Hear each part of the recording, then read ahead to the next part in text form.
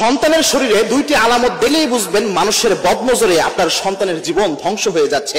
আপনার সন্তানকে আপনি হয়তো দেখে ভাবছেন সে স্বাভাবিক আছে, কিন্তু না, মানুষের বদনজরে তার জীবনে একটা ক্ষতি হয়ে যেতে পারে। মনে রাখবেন, এই কথাগুলো আমার ব্যক্তিগত কোনো কথা নয়। আল্লাহর হাবিব সাল্লাল্লাহু আলাইহি ওয়াসাল্লামের হাদিসগুলো যদি আপনি অ্যানালাইসিস করেন, এই ব্যাপারে অনেক হাদিস পাবেন। এবং একজন সাহাবী, সম্ভবত সাহাল রাদিয়াল্লাহু তাআলা আনহু, তার ব্যাপারে আরেকজন সাহাবী তিনি গোসল করছিলেন, এই অবস্থায় তার শরীরের দিকে তাকিয়ে আরেক সাহাবী বলছিলেন, তুমি অনেক সুন্দরী, এত সুন্দরী কোনো মেয়ে মানুষও হয়তো হয় না। এরকম ভাবে তিনি চিন্তা ভাবনা করছিলেন যে, অর্থাৎ তার শরীরের দিকে সে যে সুন্দর, এটা তিনি বদনজরের দৃষ্টিতে তাকিয়েছিলেন, যার কারণে সে সাথে সাথে বেহুশ হয়ে পড়ে যায়। এরকম মারাত্মক ইফেক্ট পড়ে এই বদনজরের কারণে। এবং আল্লাহর হাবিব সাল্লাল্লাহু আলাইহি ওয়াসাল্লাম জানিয়েছেন, বুখারী শরীফের 213তম পৃষ্ঠায় এটা হাদিসটা এসেছে, আল্লাহর হাবিব জানিয়েছেন, আল আইনুল হক, মানুষের বদনজর এটা অনেক মারাত্মক একটি জিনিস। জাবের রাদিয়াল্লাহু তাআলা আনহু আরেকটি হাদিস বর্ণনা করেছেন, আল্লাহর হাবিব সাল্লাল্লাহু আলাইহি ওয়াসাল্লাম নিজে জানিয়েছেন, বিশ্বনবী সাল্লাল্লাহু আলাইহি ওয়াসাল্লাম জানিয়েছেন, আকসারু মান ইয়ামুতু মিন উম্মতি, আমার উম্মতের মধ্যে বেশিরভাগ মানুষ তাকদীরের যে মৃত্যু রয়েছে এরপরেই মারা যায় হচ্ছে বদনজরের কারণে।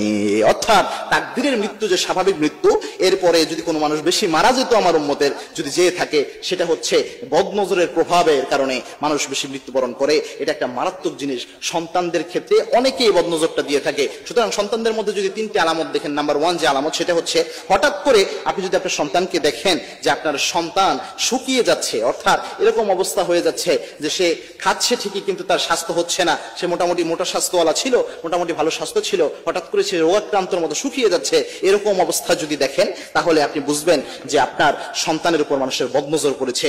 2 নাম্বার হচ্ছে, যদি কোনো কারণ ছাড়াই এমনিতেই কান্না করে উঠে বিভিন্ন সময়, কোনো কারণ নাই, শরীরে কোনো সমস্যা নাই, কোনো প্রবলেম নাই, কিন্তু এমনিই কান্না করে উঠতেছে, এরকম যদি বুঝতে পারেন, তাহলে বুঝতে পারবেন যে এটা একটা বদনজরের প্রভাব হতে পারে। এরকম যদি আরেকটা প্রবলেম হয়, সেটা হচ্ছে ঘন ঘন অসুস্থ হওয়া, এটাও একটা কারণ। এটাও যদি হয়ে থাকে, তাহলে বুঝতে পারবেন যে আপনার সন্তানের উপর কোনো না কোনো মানুষের বদনজর রয়েছে।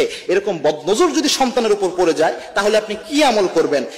মূলত আমরা সকাল সন্ধ্যার যে আমলগুলা করি, আয়াতুল কুরসি, তারপর সাইয়্যিদুল ইস্তিগফার, এরপরে সন্তানদের জন্য আউযু বিকালিমাতিল্লাহি তাম্মা, এই যে দোয়াগুলা, বিসমিল্লাহিল্লাযী লা ইয়াদুররু মা ইসমিহি শাইউন ফিল আরদি ওয়া লা ফিস সামা'i ওয়া হুয়াস সামিউল আলীম, এই যে দোয়াগুলো আমরা সব সময় বলে থাকি এবং আপনারা